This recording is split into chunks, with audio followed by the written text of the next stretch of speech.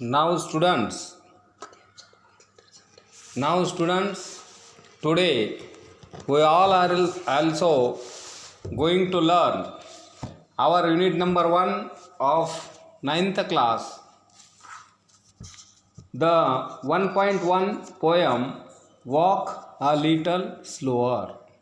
Walk a little slower. Before learn out the poem, it is our duty to complete the warming up. Warming up हे जे काय आपल्या बुद्धीला चेतना, आपल्या बुद्धीला चालना देण्याची जी काय प्रोसिजर आहे ती आपण कंप्लीट करूया. त्यामधला जो काय पहिला भाग आहे chitchat. Now from a pairs or groups of 4, use the questions to start a conversation with your friends. From peers or groups of 4, 4 विद्यार्थ्यांचे जे काही गट तुम्ही करायचे आणि त्या गटाच्या अंतर्गत use these questions to start a conversation with your friends. त्या आधारे तुम्ही तुमच्या फ्रेंड्समध्ये कन्व्हर्सेशन करायचं, संभाषण करायचं. प्रश्न 3 आहेत, अत्यंत सोपे. पहा, दिसतंय तुम्हाला पहिला प्रश्न, are you a talkative person? Are you a talkative person या प्रश्नाकडे जर पाहिलं तुम्ही तर हा प्रश्न सहाय्यकारी क्रियापदापासून सुरू झालेला आहे, म्हणून याला येस नो टाईप क्वेश्चन म्हणायचं आहे. Are you a talkative person? त्याचं उत्तर विद्यार्थी देऊ शकतात, yes I am a talkative person. एखादा कॅन्डिडेट असं उत्तर देऊ शकतो की no I am not a talkative person, मला जास्त बोलायला आवडत नाही. Our second question of chit chat is also that, do you like to share your thoughts? Do you like to share your thoughts? तुम्हाला तुमचे जे काही विचार आहेत ते इतरांच्या बरोबर शेअर करायला आवडतात का? Yes I would like to share my thoughts to my parents and teachers. एखादा म्हणेन यस, तर few students answer is also different. ते सांगते no I would not like to share my thoughts to my friends and elders. Our third question is also that, what would you like to do after 10th? Now this is a very interesting question. Now we face this question, each and every student is also facing this question. What would you like to do after 10th? 10वी झाल्याच्या नंतर तुम्ही काय करणार आहात? Actually तुम्ही आता 9वीला आहात, पण 1 वर्षाच्या आधीच तुम्हाला हा प्रश्न विचारलेला आहे. What would you like to do after 10th? The question is also same but the answer of this question is also different. याचं उत्तर एखादा विद्यार्थी देऊ शकतो, I would like to become a doctor, I would like to become an engineer, I would like to become a teacher.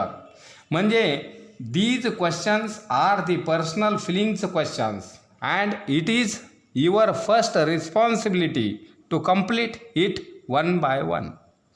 Now my thoughts, माझे विचार.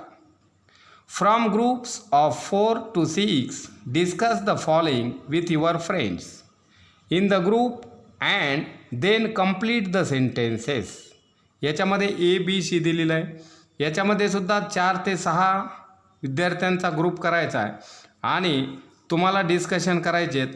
त्याच्यामध्ये ए मध्ये हा प्रश्न दिलेला आहे तुम्हाला, I would like to talk to my mother about swimming lessons. त्याचं उत्तर इथं ऑलरेडी दिलेलं आहे. तर बाकीचे जे काही क्वेश्चन्स आहेत, I would like to talk to my father, I would like to talk to my father about my higher education, my higher studies. I would like to talk to I would like to talk to my father about higher studies. I would like to talk to my teacher. I would like to talk to my teacher about my assignment. उत्तर तुम्ही कोणतंही देऊ शकता. I would like to talk to my best friend. I would like to my best friend upcoming movies. I would like to talk to my grandparents about their experiences, their feelings. I would like to talk to my neighbors about the city life. I would like to talk to my neighbors about village life. अशा पद्धतीचे ह्या जे काही activities आहेत ह्या तुम्हाला ABC ह्या complete करायच्या. त्यामध्ये मी पहिली ॲक्टिव्हिटी तुम्हाला सोडून दिलेली आहे. आता यानंतर आपण आपल्या कवितेकडे वळायचं आहे. Walk a little slower.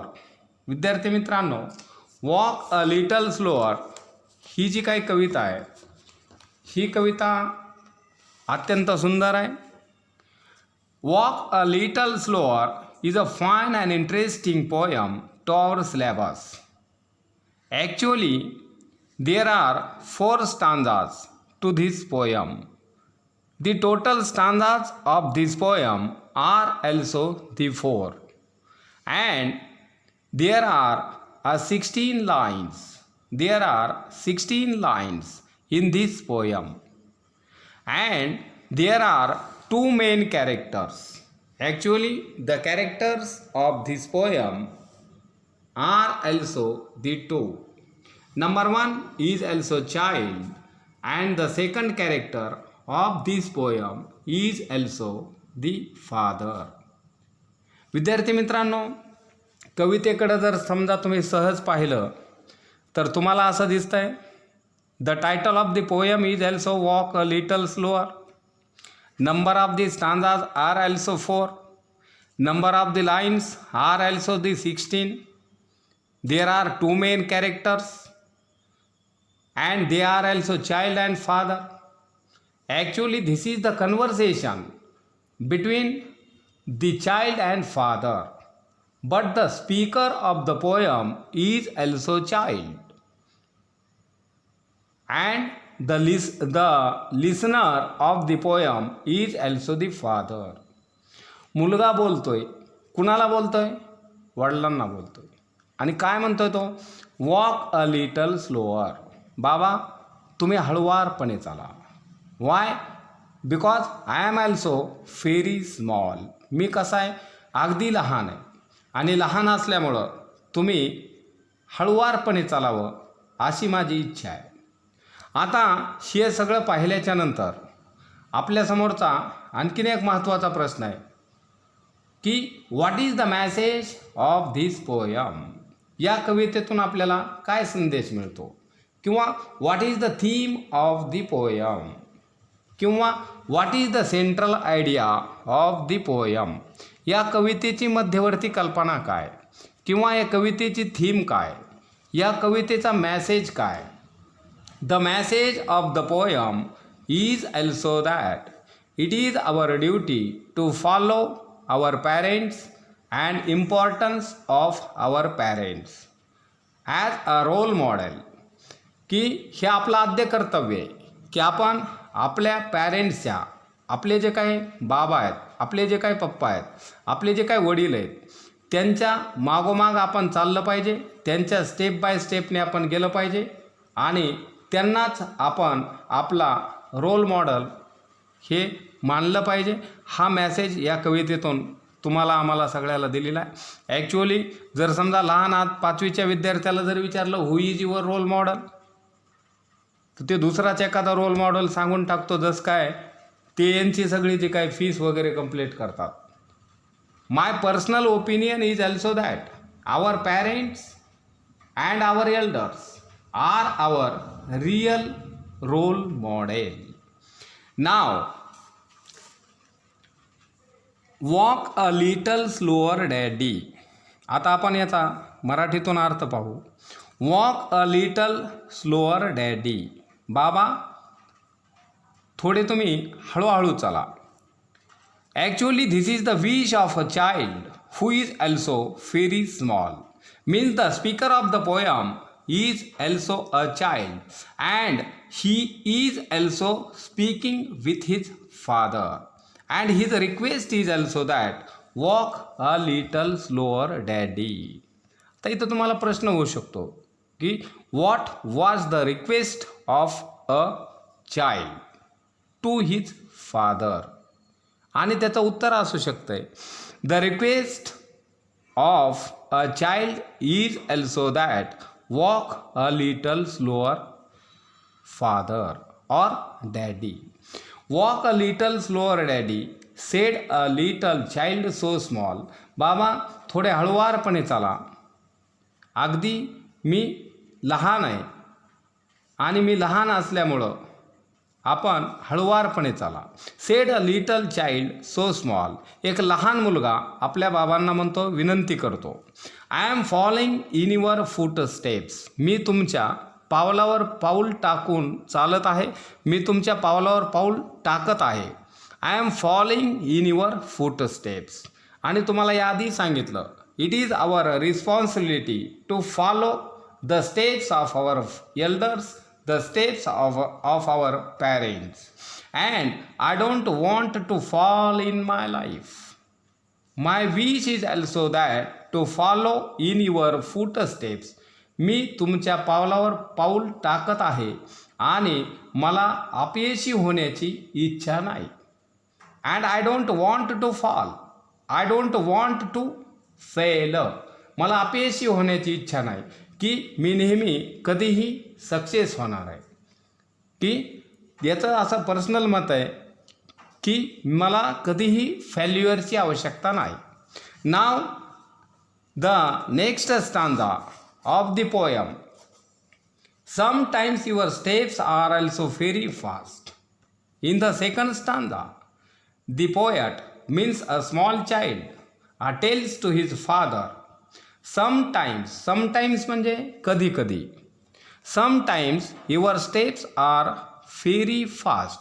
कधी कधी किंवा काही वेळा तुमचे पाऊल हे जलद गतीनं पडतात. की you are also very fast. My wish is also that to walk a little slower. तुम्ही हळुवारपणे चाला, तुम्ही फास्टली चालू नका. Sometimes they are hard to see. आणि जलद गतीने तुम्ही चालत असल्यामुळं मला तुम्ही दिसू शकत नाहीत, म्हणून तुम्ही हळुवारपणे चाला. Sometimes they are hard to see. मी तुम्हाला पाहू शकत नाही, तुमच्या पावलावर पाऊल टाकू शकत नाही. तुमच्या पावलावर पाऊल टाकण्यासाठी तुम्ही फास्टली चालू नका, तर हळुवारपणे चाला. So walk a little slower daddy for you are leading me. कारण तुम्ही माझे नेतृत्व करत आहात. You are leading me. मी तुमच्या पाठीमागं तुमच्या मार्गदर्शनाखाली मार्गक्रमण करत आहे, तुमच्या मागोमाग येत आहे. त्यामुळं तुम्हीच माझे लीडर आहात, म्हणून तुम्ही हळुवारपणे चाला. Now in the third stanza someday. In the third stanza the small child tells to his father someday when I am all grown up. काही दिवसांनी मी मोठा झालेला असेल. in future day I am all grown up or I will also become a grown up. काही दिवसानंतर काही दिवसांनी मी मोठा झालेला असेल आणि तेव्हा मी तुम्हाला पाहीन, तुम्हाला जे काय पाहिजे ते करेल. someday when I am all grown up, you are what I want to be. आणि तुम्हाला जे काही पाहिजे ते मी पूर्ण करेल. I will also complete your wish is my word. हा माझा शब्द आहे तुम्हाला, की तुम्हाला जे जे काही पाहिजे असेल, जे तुमच्या मनामध्ये मी जे काही व्हावं ते मी कंप्लीट केलेलं असेल. You are what I want to be. You are what I want to be. तुम्हाला जे हवं आहे ते मी पूर्ण केलेलं असेल. Then I will have a little child. Then I will have a little child in future days, भविष्यामध्ये, की तेव्हा मलासुद्धा एक स्मॉल जे काही लहान जे काही बाळ आहे ते बाळ झालेलं असेल, म्हणजे मलासुद्धा एखादा जो काही छोटं बाळ आहे, मुलगा आहे, तो झालेला असेल. Who will want to follow me, आणि तो सुद्धा माझ्या मागे येण्याची जी काही इच्छा आहे व्यक्त करीत असाल. Who will want to follow me step by step, माझ्या पावलावर पाऊल, माझ्या फूट स्टेप्सवर, पावलावर पाऊल टाकण्याचा प्रयत्न, जसा मी तुमच्या पावलावर पाऊल टाकण्याचा प्रयत्न करतो त्या पद्धतीनं माझा जो काही छोटा मुलगा आहे तो सुद्धा भविष्यामध्ये माझ्या पावलावर पाऊल टाकण्याचा प्रयत्न करेल. Now in the last stanza of the poem, the poet tells to us, and the poet tells to his father, आपल्या वडिलांना तो सांगतो, and I would want to lead just right, I would want to lead just right, आणि मला भविष्यामध्ये right मार्गाने जायचं आहे. There are two ways of life and they are also right and wrong, योग्य मार्गानं, सत्याच्या मार्गानं, चांगल्या मार्गानं, अयोग्य मार्गाने मला जायचं नाही, चांगल्या मार्गाने जायचं आहे.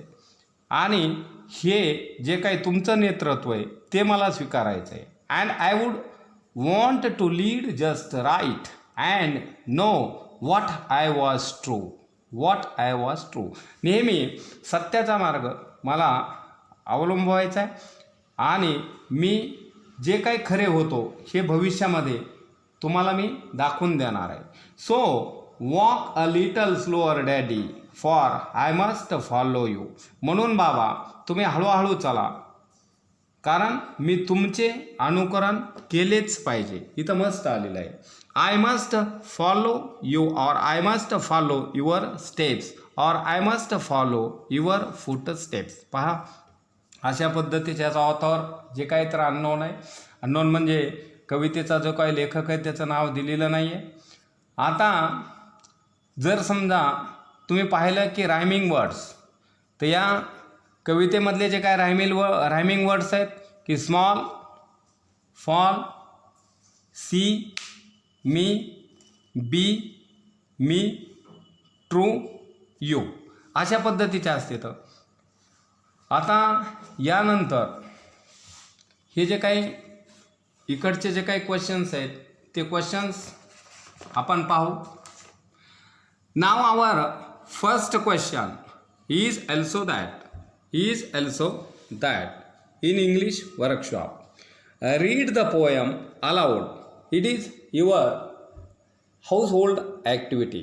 The second question is also put the words given in brackets in the proper blanks. रिकाम्या जागा जो काय भरायचा आहे की योग्य शब्द निवडायचा आहे आणि तो रिकाम्या जागामध्ये भरायचा आहे. The dash dash is talking to its dash dash. आता इथं दोन ऑप्शन दिलेले आहेत, फादर आणि चाइल्ड.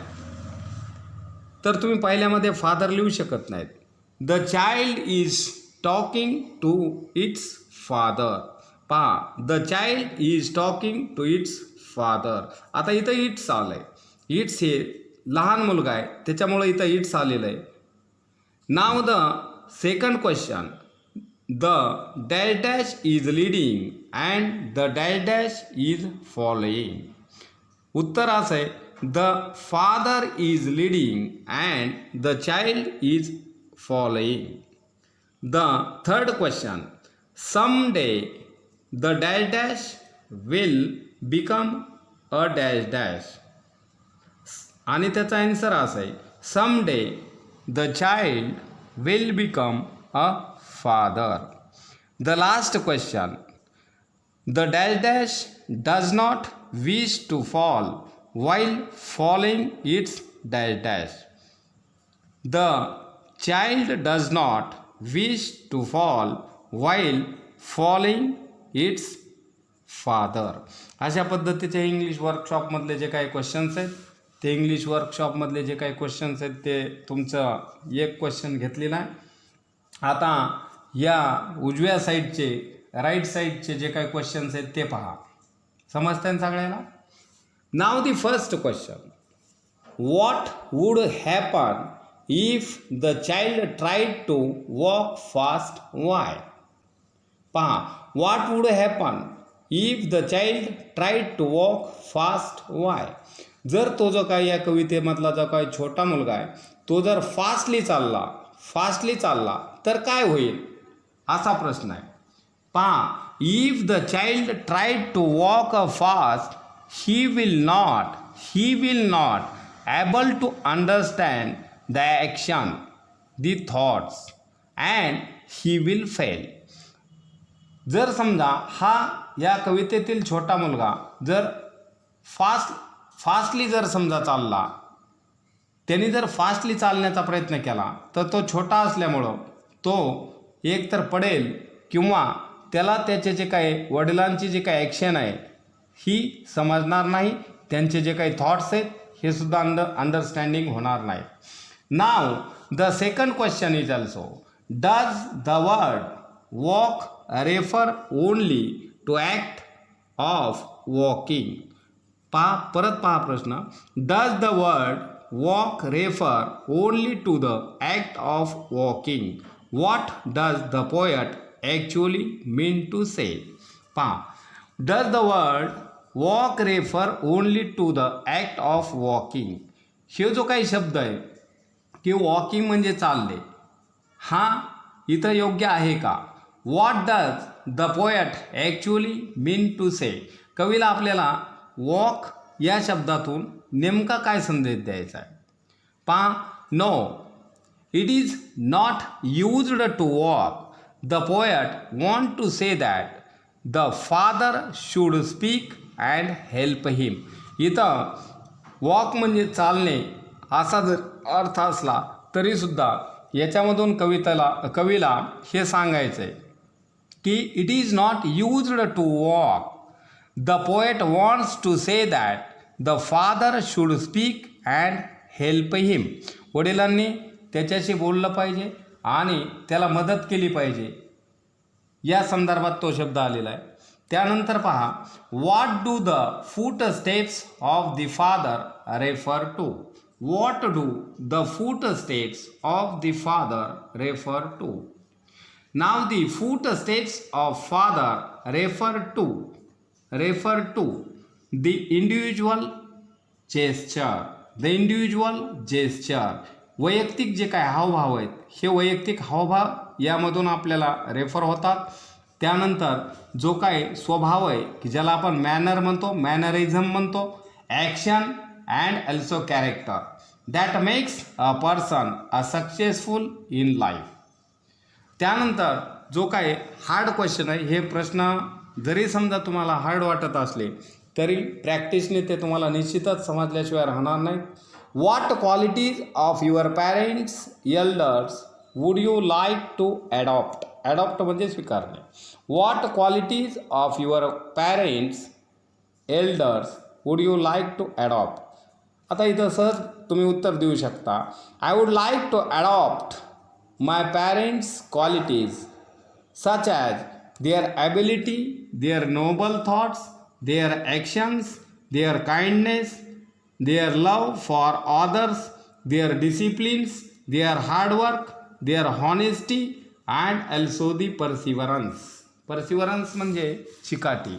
हे जे काय माझ्या बाबांच्यामध्ये जे काय एल्डर्सच्यामध्ये जे काय ह्या ॲबिलिटीज आहेत, ह्या ॲबिलिटी मला जे काय तर स्वीकारायला आवडतात. विद्यार्थी मित्रांनो, अशा पद्धतीनं आपण ह्या कवितेचं जे काय कविता लर्निंग पॉईंट्स हे पूर्ण केलेले आहेत. आता यानंतर जे काही ॲक्टिव्हिटीज काय राहिलेल्या आहेत त्या तुम्ही घरी कंप्लीट करायच्यात. आपल्या परीक्षेमध्ये जे काही क्वेश्चन्स येत असतात स्टांजा किंवा ॲप्रिसिएशन, ते तुम्हाला आमच्यातर्फे होमवर्कमध्ये दिले जाईल. Now we shall stop here and let us continue the next period. Thank you.